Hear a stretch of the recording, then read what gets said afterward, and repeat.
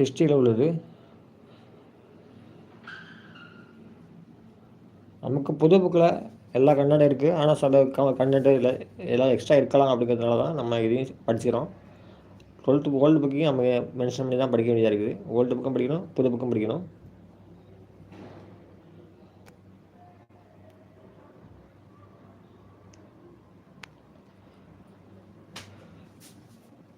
வேலூர் கழகம் தமிழ்நாட்டில் ரொம்ப கம்மியான கண்டென்ட் தான் இருக்குது. தமிழ்நாட்டில் முந்தைய வட ஆற்காடு மாவட்டத்தின் தலைநகர் வேலூர். தற்போது வேலூர் மாவட்டம் என்றே அழைக்கப்படுகிறது. இது கோட்டையுடன் கூடிய அழகிய நகரமாகும். இந்தியாவில் கிழக்கிந்திய வணிகக் குழுவின் ஆட்சி விரிவடைந்த போது உள்நாட்டு அரசர்களும் அவர்களை அண்டியிருந்தவர்களும் துன்பத்துக்கு உள்ளாகினார். அவர்கள் அடங்கி போனார்கள் அல்லது கிளர்ந்து எழுந்தார்கள். இத்தகைய கிளர்ச்சியின் தொலைநோக்கு பார்வையுடன் கொள்கைகள் நடத்தப்படவில்லை. மாறாக உள்நாட்டு அரசர்கள் தாங்கள் இழந்த பகுதியை மீட்கவும் பழைய நிலமானிய அமைப்பை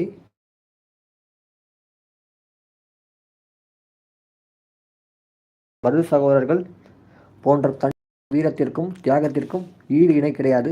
ஆனால் இந்த தலைவர்கள் ஒன்றுபட்ட காரணத்திற்காக அல்லது கொள்கைக்காக சாமானிய மக்களை ஒன்று திரட்ட தவறினார்கள். தேசியம், அரசியல் விழிப்புணர்வு, ஒன்றுபட்ட போராட்டம் என்ற இந்த கருத்துக்கள் பிந்தைய நாட்களில்தான் தென்பட்டது. 1906 வேலூரில் இருந்த இந்திய சிப்பாய்கள் கழகத்தில் ஈடுபட்டனர். இந்த நிகழ்ச்சி இதற்கு முன்னர் நடந்த கிளர்ச்சியிலிருந்து தன்மை ரீதியாக வேறுபடுகிறது. வேலூர் கழகம் சிப்பாய்களால் நடத்தப்பட்டது. முந்தைய கிளர்ச்சிகள் அந்தந்த பகுதியின் நலனுக்காக நடைபெற்றது. ஆட்சியாளர்கள் தனது பதவியை தக்க வைத்துக் கொள்ள கிளர்ந்தெழுந்தனர். ஆனால் வேலூர் கழகம் வணிகக் குழுவின் கீழ் பணியாற்றிய சிப்பாய்களிடமிருந்து இயற்கையாய் வெளிவந்த உணர்வுகளின் வெளிப்பாடாகும். இது வணிகக் குழுவிற்கு எதிராக சிப்பாய்கள் எழுப்பிய கண்டன குரலாகும். இந்த எதிர்ப்பு வருங்காலத்தில் எழவிருந்த கழகத்திற்கு கட்டியம்குரியதாக அமைந்தது. வேலூர் கழகம் ஏற்பட காரணங்கள். வேலூர் கழகத்திற்கு பல காரணங்கள் கூறப்படுகின்றன. வணிகக் குழுவின் இராணுவத்தில் பணியாற்றிய சிப்பாய்கள் பல்வேறு சிரமங்களை சந்திக்க நேர்ந்தது. சுதேச அரசர்கள் அரசியல் களத்திலிருந்து மறையத் தொடங்கியதால் சிப்பாய்கள் வணிகக் குழுவிடம் பணியாற்ற வேண்டிய கட்டாயம் ஏற்பட்டது. அதாவது வணிகக் குழுவின் இராணுவத்தில் பணியாற்றிய சிப்பாய்கள் பல்வேறு சிரமங்களை சந்திக்க நின்றது. சுதேச அரசர்கள் அரசியல் களத்திலிருந்து மறையத் தொடங்கியதால் சிப்பாய்கள் வணிகக் குழுவில் பணியாற்ற வேண்டிய கட்டாயம் ஏற்பட்டது.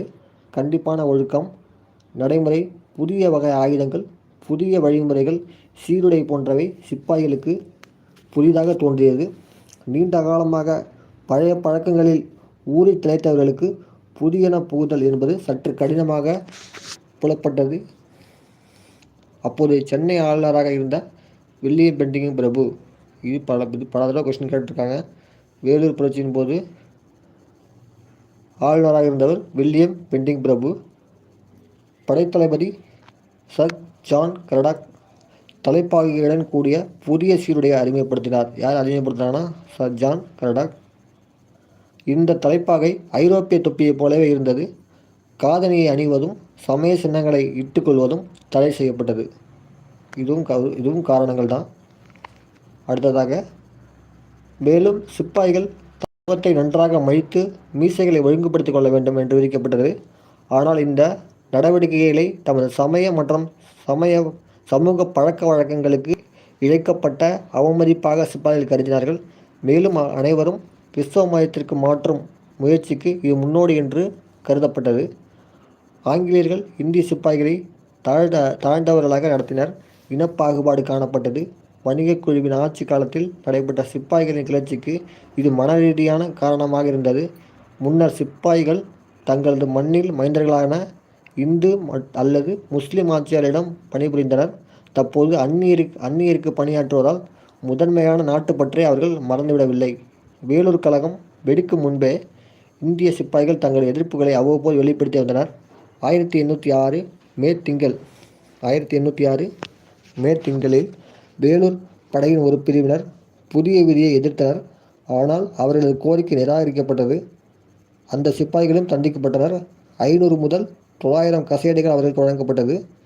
ஜூன் 17, 1816 முதல் படையை சேர்ந்த இராணுவ சிப்பாய் முஸ்தபா பெக். இதெல்லாம் புது புக்கெல்லாம் கிடையாது.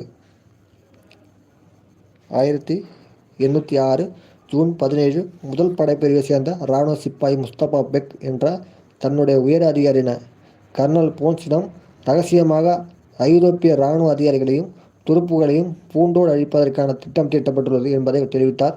ஆனால் இச்செய்திக்கு முக்கியத்துவம் அளிக்கப்படவில்லை. வேலூர் கழகம் உருவாவதற்கு முன் திப்புவின் மூத்த மகன் பதே ஹைதர் ஆங்கிலேயருக்கு எதிராக ஒரு கூட்டணியை மராத்திய பிரெஞ்சு உதவியோடு அமைக்க முயன்றார். மேலும் பதே ஹைதர் இரகசிய தகவல்களை முகமது மாலிக் வாயிலாக பெற்றார். பதே ஹைதர் இரகசிய தகவல்களை முகமது மாலிக் என்பவர் வாயிலாக பெற்றார். குறிப்பாக வேலூர் இராணுவ புரட்சிக்கு பதே ஹைதர் மற்றும் மொய்சுதீன் ஆகியோர் இணைந்து திட்டம் தீட்டினர்.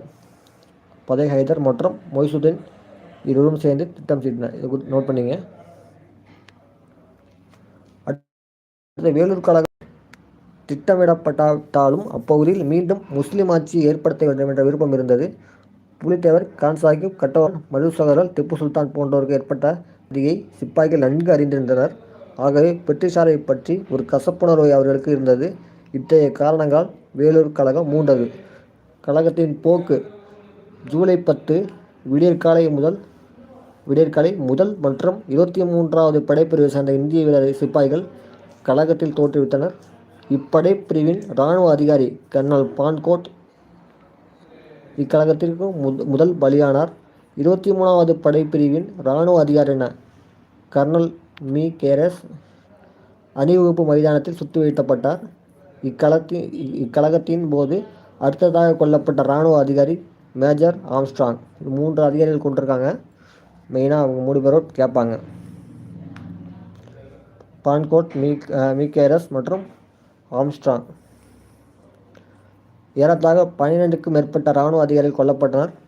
வேலூர் கோட்டைக்கு வெளியே இருந்த மேஜர் ஹூட்ஸ் 14 மைலுக்கு அப்பால் இருந்த ராணிப்பேட்டையிலிருந்து விரைந்து சென்று அங்கிருந்த இராணுவ தளபதி கர்னல் ஜில்லஸ்பியிடம் காலை 7 மணியளவில் வேலூர் புரட்சியை பற்றி தெரிவித்தார். காலை 9 மணியளவில் ஜில்லஸ்பி இராணுவ படைகளுடன் வேலூர் கோட்டைக்கு வந்தார். கிளர்ச்சியாளர்கள் திப்பு சுல்தானின் மூத்த மகன் பதே ஹைதர் என்பவரை புதிய சுல்தானாக அறிவித்தனர். திப்பு சுல்தானின் புலிக்கொடியையும் பறக்கவிட்டனர். ஆனால் இக்கிளர்ச்சி கர்னல் ஜில்லஸ்பியால் உடனடியாக அடக்கப்பட்டது. கோட்டைக்குள் மட்டும் 800 இந்திய சிப்பாய்கள் இறந்து கிடந்தனர். திருச்சியிலும் வேலூரிலும் 600 சிப்பாய்கள் சிறைப்படுத்தப்பட்டனர். சிலர் தூக்கிலிடப்பட்டனர். சிலர் சுட்டுக் கொல்லப்பட்டனர். இக்கழகம் இரத்த கலரையில் முடிந்தது. திப்புவின் மகன் கல்கத்தாவுக்கு அனுப்பி வைக்கப்பட்டார். படைத்தளபதியும் சென்னை ஆளுநருக்கு திருப்பி அழைக்கப்பட்டார். இதெல்லாம் கழகத்தின் போக்கு. தொடக்கமாக அமைந்தது. 18 குறுகிய ஆட்சியாளர்களின் எதிர்ப்புக்கு பெயர் பெற்றது. 19ஆம் நூற்றாண்டின் முதல் 60 ஆண்டுகள் சிப்பாய்களின் எதிர்ப்பை பிரிட்டிஷார் சந்தித்தனர். வேலூர் கழகம் 1857 ஆண்டு சிப்பாய் கழகத்திற்கு வழிவகுத்தது என்ற கூற்றை கூறியவர் யாருன்னு கேட்பாங்க. கே பிள்ளை. வேலூர் கழகம் 1857 சிப்பாய் கழகத்திற்கு வழிவகுத்தது என்று கூறியவர் கே பிள்ளை என்ற வரலாற்று ஆசிரியர். அது மறுக்கிறார். 1857ஆம் ஆண்டு முதல் இந்திய சுதந்திர போருக்கு வேலூர் கழகம் முன்னோடி என்று கூறியவர் சவார்கர். 1857 இந்திய சுதந்திர போருக்கு வேலூர் கழகம் முன்னோடி என்று கூறியவர் சவார்கர். இது கேட்டிருக்காங்க. இந்திய விடுதலைக்கு தமிழர்களே முன்னோடிகளாக திகழ்ந்தனர் என்று சஞ்சீவி கூறியுள்ளார். 3 கூற்றுகள் இருக்குது. இந்திய விடுதலைக்கு தமிழர்களே முன்னோடியாக இருந்தனர் என்று கூறியவர் சஞ்சீவி. இந்திய விடுதலைக்கு காலனிய ஆதிக்கத்தை எதிர்த்து மருது சகோதரர்கள் நடத்திய போராட்டத்தின் தொடர்ச்சியை வேலூர் கழகம் என்று ராசையன் என்ற வரலாற்றாசிரியர் கூறுகிறார். இது மொத்தம் 4 இருக்குது. இதில் ஸ்க்ரீன்ஷாட் வேணால் எடுத்துக்கோங்க. இதை படிச்சுக்கலாம். வேலூர் கழகம் இதோட முடிஞ்சு. இது 12th ஓல்டு புக்கில் உள்ளது. நியூ புக்கு எல்லாரும் படிச்சிருப்பாங்க. ஓல்டு புக்கில் கம்மியான கண்டென்ட்டாக இருக்குது. ஆனால் புது புக்கில் இல்லாத கண்டென்ட்டுகள் சிலது இருக்குது. அதனால தான் நம்ம இதை பார்க்க வேண்டியதாக இருக்குது. ஓகே, அடுத்தது